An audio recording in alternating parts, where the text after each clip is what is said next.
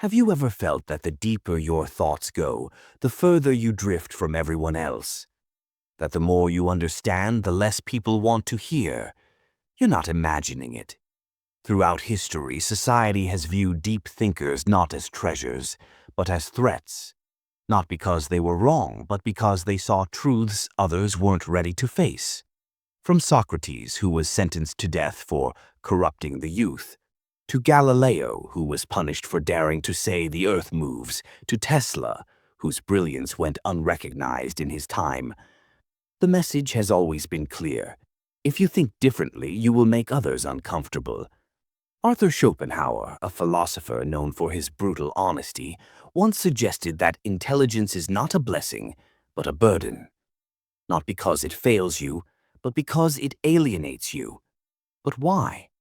Why does deep thinking so often lead to isolation? Let's start with a simple observation. When you're next to someone physically strong, you admire their strength.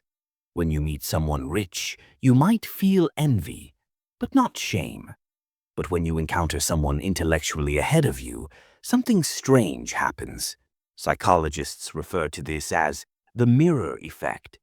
Deep thinkers don't just express new ideas, they hold up a mirror to others, reflecting back their unexamined assumptions, their limitations. And people don't like what they see. Intelligence isn't just another trait, it challenges identity itself. We define ourselves by our beliefs, our understanding, our logic. So when someone comes along who sees through things we never even questioned, it can feel like a personal attack.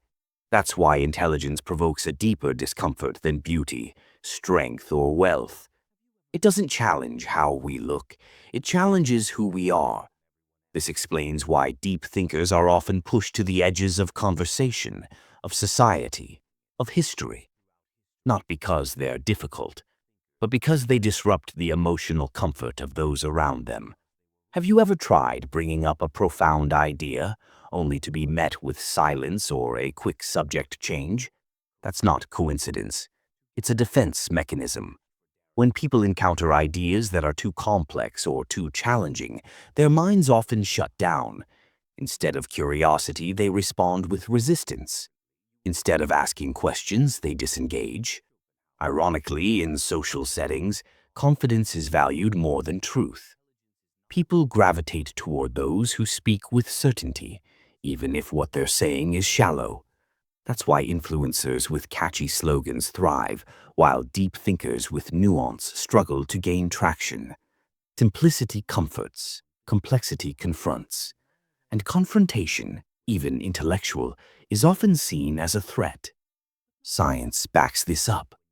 Modern neuroscience has shown that when people feel intellectually inferior, their brain's amygdala, the threat detector, activates, the same region that lights up when we're in physical danger. Why does intelligence trigger fear? Because human beings evolved in groups. In tribal settings, survival meant fitting in, not standing out. Being too different, too smart, too questioning could mean rejection. And rejection back then meant death. That ancient instinct still lingers. Even today, people often react to intellectual challenges as if they're life-threatening. A 2021 Stanford study revealed something remarkable. When deep thinkers engage in one-on-one conversations, others feel curious, even inspired. But in group settings, the same thinkers are often perceived as threats. Why? Because in groups, social status becomes everything. People don't just compare ideas, they compare egos. And when someone feels intellectually outshined, they'll subconsciously try to undermine or exclude the thinker to preserve their place in the group. Cognitive biases reinforce this cycle. The Dunning-Kruger effect.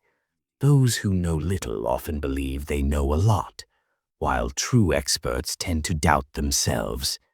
The status quo bias. People prefer the familiar, even if it's flawed. The backfire effect. When confronted with contradictory evidence, people often double down on their beliefs rather than change them. In the digital age, things get even harder.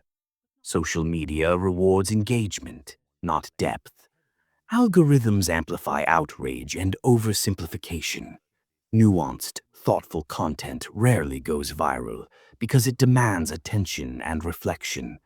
And reflection doesn't sell as fast as dopamine. So, what does all this mean for deep thinkers?